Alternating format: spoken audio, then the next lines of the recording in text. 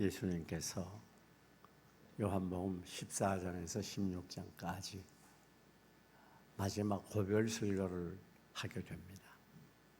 그런데 고별 설교의 그 끝부분에서 너희가 이 세상에서는 환난을 당하나 담대하라. 내가 세상을 이기었노라고 말합니다. 여러분, 우리 주님 우리가 이 세상에서 환난 당할 것을 미리 아시고 우리들에게 관심을 갖고 우리를 이 말씀을 통해서 격려하고 이 험한 세상에 다가오는 많은 환난을 승리하도록 이 말씀을 기록해 놓았습니다. 여러분, 이 세상은 고난이 끊이지 않습니다. 남녀노소 불문하고 누구나 다 고난 속에 살아가고 있는 것입니다. 어떤 사람은 부부간에 화목하면 자식들이 속을 썩이게 됩니다. 또 경제적으로 부유해서 잘 사는 것 같은데 몸이 약해서 또 고생을 하게 돼요. 이것이 좀 좋아 보이면 저것이 좀 나쁘고 저것이 좀 좋아 보이면 이것이 나쁘고 이것이 바로 인생살이입니다. 우리가 살고 있는 현실은 6.25 이후에 아마 그 어느 때보다 더 혼란하고 살기 힘든 세월이 아닌가 생각이 됩니다. 여러분이 아시는 것처럼 한국의 상점이나 백화점을 가게 되면 문 닫은 가게들이 수두룩해요. 얼마 전에 우리 이전도사가 남대문 시장에서 싸구려 사 입는 걸 너무 좋아하기 때문에 마침 서울로 올라갔다가 남대문 시장을 들른 적이 있어요. 그래서 저도 구경을 좀 했습니다. 놀란 것은 그전에도 가끔 가봤습니다. 많은 가게들이 문을 닫았어요. 그리고 이 상점 빌딩도 문을 닫았어요. 그렇게 많은 사람들이 별로 없이 한적한 모습을 보면서 얼마나 현실이 살기 힘든가 하는 것을 단면에 알아챌 수가 있게 됐어요. 그러다가 이 폭탄 세금으로 인해서 많은 사람들이 이러지도 못하고 저러지도 못하고 전전긍긍하는 이런 어려운 시대를 살아가고 있는 것입니다. 그렇기 때문에 휠신한 분은 말하기를 인생은 그 자체가 고난이라고 그랬어요. 스와이저는 말하기를 우리가 이 세상에 살아있는 동안 이 고난은 누구나 감당해야 될 운명이다라고 말합니다. 다른 이런 명인들뿐 아니에요. 성경에도 그렇게 말했어요. 욥기 5장 7절을 보게 되면 인간은 바로 고난을 위해 태어났나니 마치 불티가 위로 나르는 것 같다. 고난을 위해 태어난 거다고 말할 것처럼 인간은 누구나 다 고난을 당하고 있다는 그 말이에요. 고난이 없는 인간이 없다는 거예요. 또 불티가 위로 나르는 것 같다는 말은 여러분이 그 불티가 위로 나르는 곳에 있으면 그 불티가 몸에 튀기게 되면 옷이 타고 상처 입게 되는 것처럼 이 고난이 우리를 괴롭힌다고 하는 것, 이 고난이 많이 있다고 하는 것, 그걸 가르쳐 주는 거예요. 이 세상에 고난 없는 사람이 어디에 있겠습니까? 이제 금년이 어렵지만 내년은 좀 낫겠지 하면 내년에 가도 그저 그 모양이에요. 더 나은 게 없습니다. 그게 이 세상이에요. 여러분, 그렇기 때문에 우리 주님께서 고별 설교에서 결론적으로 하신 말씀이 이 세상에서는 고난을 당하나 담대하라. 내가 세상을 이기었다고 말씀합니다. 우리 주님도 이 세상에서 많은 고난을 당했지만 그 고난에 넘어지고 실패하지 않고 승리했기 때문에 우리 주님을 본받아서 담대하라고 하는 것을 가르쳐주고 있는 것입니다. 또 여기에 대한 약속도 있어요. 히브리서 10장 35절을 보면 담대함을 버리지 말라. 그래야만 큰 상을 얻으리라. 그러니까 우리 주님은 우리가 이 세상에서 쪼들리고 또 쭈그랑망탕이가 되고 탄식하면서 불안해하면서 살기를 원하는 분이 아니에요. 고난을 승리하기를 원하고 담대한 삶을 살기를 원하는 거예요. 그래서 오늘 이 시간 말씀을 통해서 여러분의 하나님의 자녀로서의 본래의 모습을 다시 되찾아야 돼요. 하나님의 자녀의 원래의 모습은 용기 있는 모습, 담대한 모습, 여유 있는 모습, 씩씩한 모습, 평화로운 모습. 그런 모습이 바로 하나님의 자녀들의 본래의 모습인데, 이 아름다운 모습을 우리를 마귀에게 뺏기고 세상에게 뺏기고 다 뺏겨버리고 우리의 모습이 우울하고 탄식하고 괴로워하는 그런 모습으로 바뀌어서 사는 경우가 너무나 많이 있어요. 그래서 이 시간에 여러분의 원래 이 멋진 모습, 아름다운 모습, 당당한 모습, 담대한 모습 다시 회복하고 찾는 시간이 되시기를 주님의 이름으로 먼저 축원합니다. 그럴 때 큰 상을 얻겠다고 성경이 약속하고 있는 것입니다. 여러분, 그런데 그럼 우리 그리스도인들이 이 고난을 왜 당하느냐? 그 성경이 우리에게 가르쳐주고 있어요. 여러분, 요한복음 15장 18절 19절을 보면 그 고난당한 이유에 대해서 기록해주고 있습니다. 너희가 세상에서 고난을 당하는 건 너희가 바로 하나님께 선택받은 자이기 때문이야. 그 세상이 너희를 미워해. 그렇게 말하고 있어요. 자, 이 말은 무슨 말인가 하면 이 세상에는 두 가지 소속이 있습니다. 두 가지 종류의 사람이 있어요. 마귀에게 속하고 세상에서 속하는, 세상에 소속된 사람이 있고, 예수 그리스도를 구주로 영접하고 우리 예수님에게 속해서 살아가는 사람이 있어요. 이 두 가지 종류의 사람은 겉으로 보기는 몰라요. 그러나 하나님을 모르는 사람의 심령에는 마귀의 영이 그를 주장해야 되고, 하나님을 믿는 그리스도인의 마음에는 하나님의 영이 그를 주장하고 있어요. 그러니까 두 종류의, 두 부류의 사람이 그들의 사고방식도, 그들의 삶의 원리도, 그들의 생활도 완전히 달랐습니다. 완전히 정반대예요. 그러니까 서로 반대가 만나니까 핍박을 받을 수밖에 없어요. 물을 경건하게 살고자 하는 자는 핍박을 받으리라고 그랬어요. 선택받은 사람들은, 하나님의 사람들은 이 세상에서 당연히 핍박을 받아요. 불신자 같으면 받지 않을 그런 핍박을 받을 수가 있다는 말이에요. 불신 가정에서 예수 믿는 분들, 불신 가족들에게 핍박을 심하게 받아서 어떤 경우에는 막 부모에게 매도맞고 쫓겨나가는 그런 일도 종종 있지 않습니까? 뭐 가정뿐 아니지 어떤 때는 막 가문에서 큰 문제가 돼가지고 우상에게 제사 안 지낸다고 해서 가문에서 막 추방도 당하고 그렇게 됐잖아요. 또 회사에서도 좀 우리가 신앙생활 제대로 하고 바로 살려고 그래 봐요. 자칫하면 왕따 되고 미움을 받는 그런 경우도 있어요. 이 안티크리스천들은 예수 믿는 자는 무조건 미워하는 그런 사람도 있습니다. 그렇기 때문에 여러분, 우리 그리스도인들은 고난 당하게 돼 있어요. 그걸 우리가 부정하면 안 됩니다. 고난 당할 때 그걸 당연하다고 생각을 해야 돼요. 그걸 이상하게 생각하면 안 돼요. 그래서 베드로 사도가 베드로전서 4장 12절에 사랑하는 자들아, 너희를 시련하라고 오는 불시험에 대해서 이상한 일 당하는 것처럼 이상히 여기지 말아라. 왜?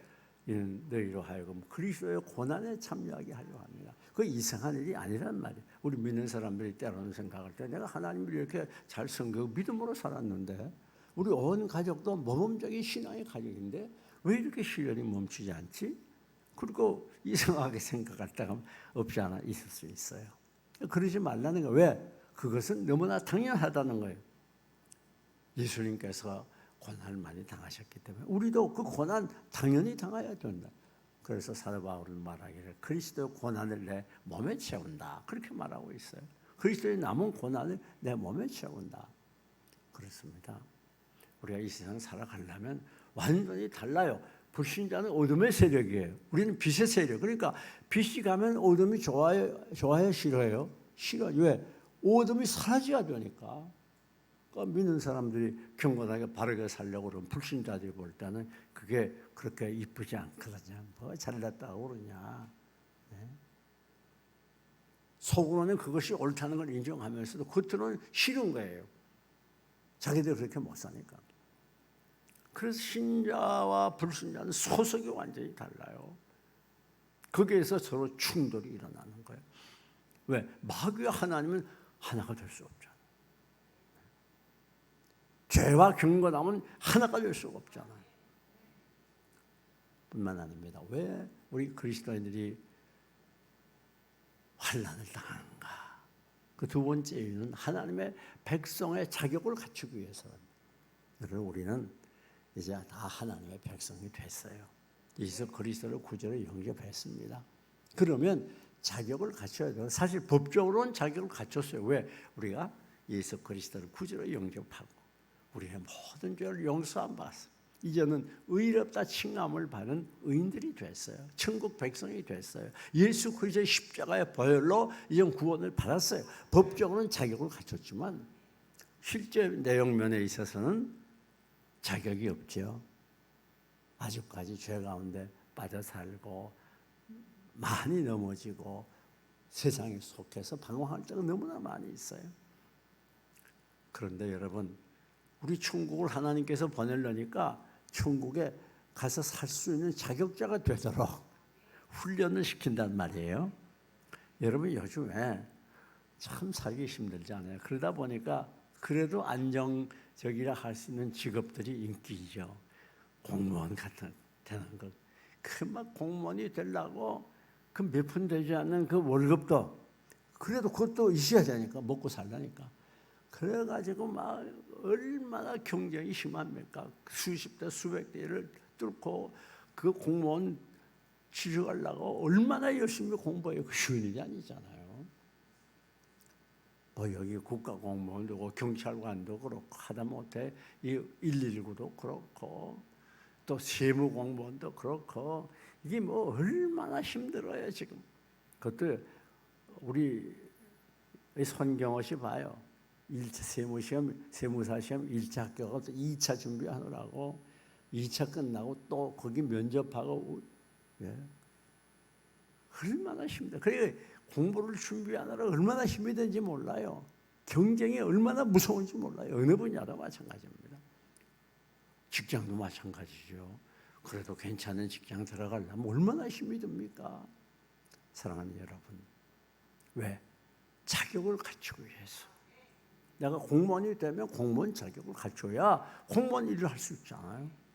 우리 천국 백성이 되려고 하면 자격이 있어야 돼요. 실제적으로.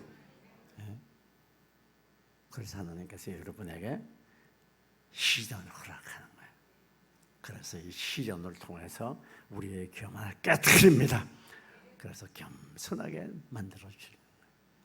그 즐겁고 화려한 것을 이 시련을 통해서 깨트려가지고 부드러운 온유한 사람으로 만들어주는 거예요. 끊어야지 하면서도 끊지 못한 악한 습관, 이 죄를 끊게 하기 위해서 하나님께서 시련을 우리에게 허락하는 거예요. 예수 믿으면서도 극단적인 이기주의, 자기 욕심 벗어나지 못해가지고 늘 자기 중심에서 자기 하고 싶은 대로 해야 되고 독선적이고 이런 사람들 이 시련을 통해 하나님 깨트려서 다른 사람을 위해주고 또 다른 사람을 품어줄 수 있는 그러한 분으로 포용적인 사람으로 변화시키는 거예요. 그러니까 우리 시련이라고 하는 것은 우리에게 화가 아니고 복이에요. 그래서 너희가 여러 가지 시험을 만나거든 온전히 기쁘게 여기라 그렇게 말하고 있어요. 사랑하는 여러분, 그래서 우리가 시련을 당하는 거예요. 그래서 시련 당할 때 낙심하지 말고 잘 참고 인내하면서 승리해야 되는 거예요. 네. 자, 그러면 우리는 생각해 볼 때 얼마나 연약합니까? 시련은 이길 수 있는 그런 힘이 본래 없어요. 그래서 알면서도 끌려가고 모르면서도 당하고 알면서도 넘어지고 모르면서도 쓰러지고. 그럼 어떻게 우리가 예수님처럼 환난이 다가와도 담대할 수가 있습니까? 그 첫째는 에베소 3장 12절을 보니까 우리가 그 안에서 믿음으로 말미암아 담대함과 당당히 하나님께 나아감을 얻는다고 그랬어요. 우리가 무엇으로 담대해질 수 있어요? 내 것 가지고는 안 돼요. 믿음이 있어야 돼요. 하나님을 믿는 믿음. 그게 있을 땐 탐대하게 되고 어떤 태산 같은 시련도 넉넉히 뛰어넘을 수 있는 어떤 단단한 굳은 반석도 뚫고 나갈 수 있는, 폭파할 수 있는 다이너마이트 같은 능력의 사람이 되는 거예요. 믿음이 중요한 거예요. 믿음이 이기네. 믿음이 이기네. 주 예수를 믿음이 온 세상이 이기네. 믿음만 있으면 돼요. 하나님 우리가 이 세상 살아갈 때 이 환난 시련 당할 줄 알고 우리에게 가장 강력한 어떤 시련도 이길 수 있는 무기를 주었는데 그게 바로 믿음이에요. 제자들이 예수님을 모시고 이제 배를 타고 가고 있습니다. 근데 예수님께서는 주무시고 계셨어요. 피곤하셨는가 봐요. 마침 폭락이 막 일어나가지고 배에 물이 들어오고 죽게 생겼어요. 여러분, 근데 제자들은 지금까지 예수님께서 온갖 기적을 행하는 걸 다 봤어요. 그럼에도 불구하고 막 무서워 벌벌 떨면서 예수님 지금 폭풍락이 일어났습니다. 막 깨우는 거예요. 근데 예수님 뭐라고 그러시죠? 어찌해서 너희가 무서워하냐? 왜 무서워하냐? 믿음이 적은 자들아. 그리고 풍랑을 잔잔케 해주셨어요. 여러분 우리가 이 세상을 살면서 스트레스 받을 때가 많이 있어요. 한마디로 말하면 거두절미하고 신앙이 없어서 그런 거예요. 불신앙 때문에. 우리가 정말 신앙이 있다면 왜 두려워하겠어요? 믿음이 있다면 왜 두려워하겠어요? 예수님께서 배 안에 타셨음에도 불구하고 풍랑이 일어난다고 무서워하고 벌벌 떠는 이 제자들이 바로 우리라는 걸, 나 자신인 걸 알아요. 예수님이 지금 여러분의 심령 속에 영으로 계세요. 그 영원토록 여러분을 떠나지 않습니다. 그런데 왜 여러분이 낙심해요? 왜 환난 시련 당해온다고 그래가지고 무서워합니까? 한 가지, 믿음이 적어서 그래요. 사랑하는 여러분, 우리의 믿음을 한번 돌이켜봐야 돼요. 내 믿음의 현주소가 어디 있는가? 내가 지금까지 예수를 믿는다고 하면서 얼마나 잘 믿었는가? 한번 돌이켜볼 필요가 있잖아요. 왜 나는 주님을 믿는다고 하고 열심히 신앙생활하고 열심히 봉사하고 충성하는 것 같은데 왜 나는 이렇게 조그만이라도 넘어지길 잘하는가? 왜 이렇게 스트레스를 잘 받나? 나는 이렇게 껄핏하면 불안해하고 포기하길 잘하나? 원망이 왜 내 입에서 자주 나오지? 반성해 볼 필요가 있는 거예요. 여러분 우리가 너무 잘 아는 골리앗 대장을 향해가던 다윗이 어떻게 갔을까요? 완전히 불가능하잖아요. 오직 무엇으로? 믿음으로. 그래서 어떤 분이 그렇게 얘기합니다. 인류 최초의 미사일은 다윗의 물맷돌이라고. 여러분, 믿음을 위해서 기도해야 돼요. 믿음만 있으면 불가능이 없습니다. 어떤 악한 환경도 승리할 수 있어요. 뿐만 아닙니다. 어떻게 우리가 이 환난과 시련을 넉넉히 승리할 수 있는 탐대함을 소유할 수 있는가? 그건 우리에게 소망이 있어야 돼요. 그래서 고린도후서 3장 12절을 보면 우리가 소망으로 말미암아 담대히 말한다고 그래요. 담대함을 하는. 여러분, 이 소망은 무서운 힘이 있습니다. 소망처럼 무서운 힘이 없어요. 우리나라는 불행하게도 오랫동안 벌써 여러 해 동안 OECD 국가 중에서 자살자가 제일 많은 나라가 되어 있어요. 그런가 하면 소망이 없어요.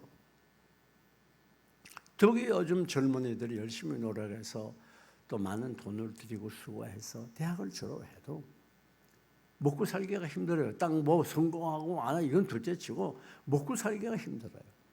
취직할 수가 없단 말이에요. 얼마나 경쟁이 심한지. 어떤 분야에서라도 생활에 걱정이 없을 만한 그런 수입을 얻을 수 있는 데가 흔치 않다고. 워낙 무서운 치열한 경쟁 사회 속에 살고 있어요. 그렇다고 해서 가게를 열어봐야 또 문을 닫게 되고 많은 돈만 손해보게 되고요. 할 일이 없는 거예요. 그러다 보니까 그만 희망을 잃어버리고 나중에는 죽음으로 치닫는 이런 경우가 얼마나 많이 있습니까? 특별히 20대가 자연수가 많대요. 갈 길 몰라서 어두운 터널을 헤매다가 희망 없이 죽어가는 우리의 동족들이 얼마나 많습니까? 사랑하는 여러분, 희망이 생명이요, 희망이 힘이요, 희망이 빛입니다. 인간은 희망이 잃어버리면 다 끝나는 거예요. 그런데 우리에게는 뭐가 있죠? 희망이 있어요. 무슨 희망? 하나님이 나를 도와주신다는 희망, 하나님이 나를 인도해 주신다는 희망, 하나님이 나를 책임져 준다는 희망 뿐만 아니라 우리가 살다가 이 땅에서 생명을 거두는 그때 우린 영원한 천국에서 영원히 살 수 있다고 하는 거 희망. 이 희망이 우리를 이 험난한 세상 속에서도 일으켜주고 우리를 살아나게 하고 전진하게 하고 험한 세상을 뛰어넘게 하는 원동력이 되는 거예요.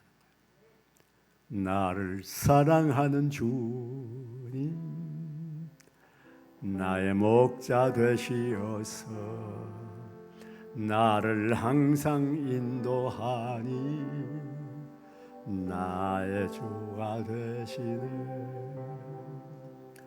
주 오시면 천국에서 주님과 살리라 영원토록. 주 오시면 천국에서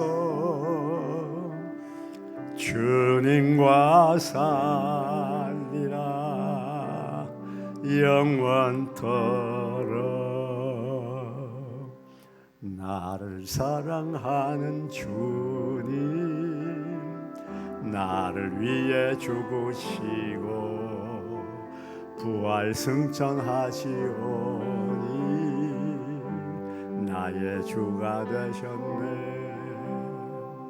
주 오시면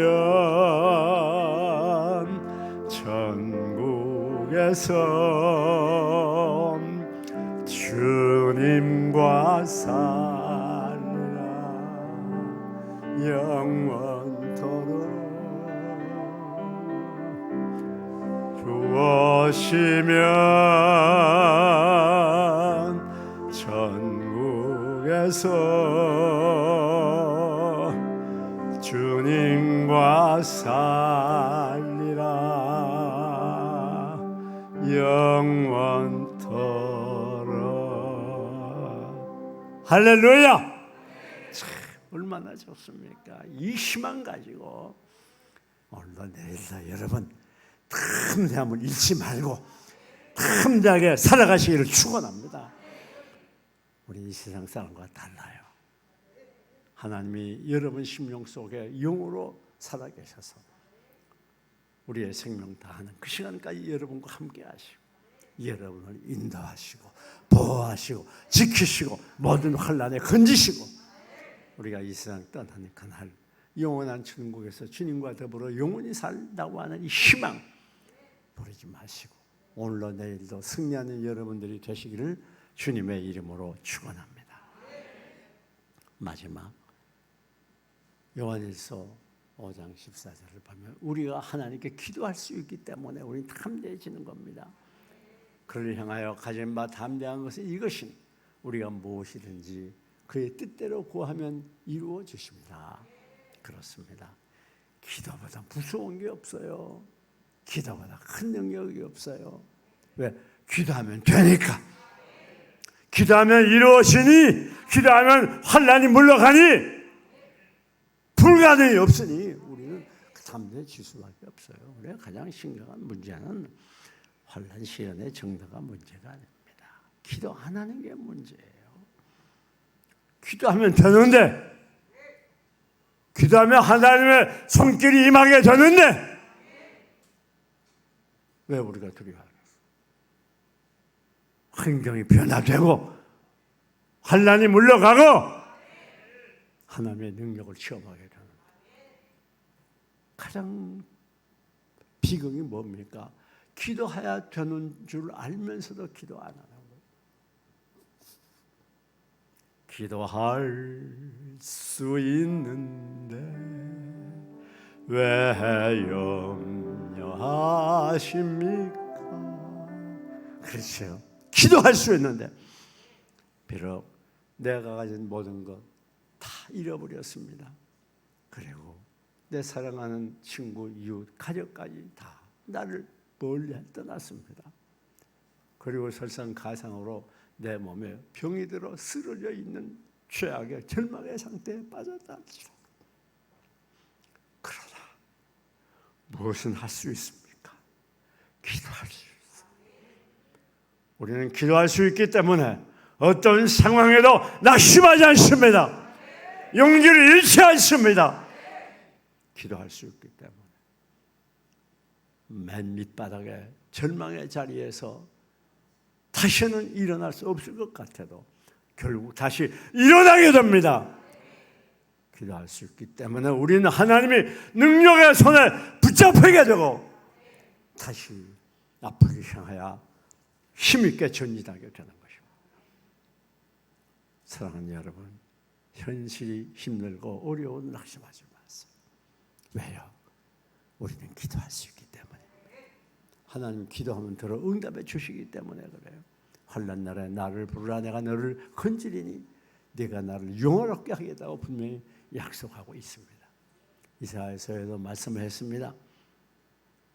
내가 내게 기도하면 내가 들을 것이고 네가 내게 부르짖으면 내가 여기 있다 하리라. 그렇습니다. 오늘도 여러분들이 기도하기를 원하시고 기다리시고 준비하고 계셔요. 사랑하는 교회 여러분, 이제 말씀을 맺습니다. 우리가 사는 이 세상이 결코 만만치 않습니다. 갈수록 득산입니다. 살고 살아봐도 희망의 별빛이 보이질 않습니다. 캄캄한 어둠뿐입니다. 절망의 계곡을 헤매이고 있습니다.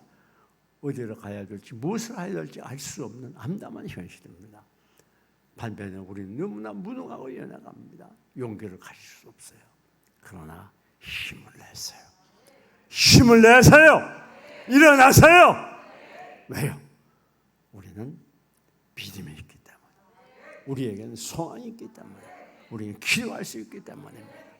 오늘 이 시간 우리의 말씀을 통해서 새 힘으로도 일어나서 환난의 태산을 뛰어넘는 담대한 신앙의 장보가 되시고, 그래서 하나님이 예비한 큰 상을 받아 누리시는 여러분들이 되시기를 주님의 이름으로 축원합니다. 축원합니다.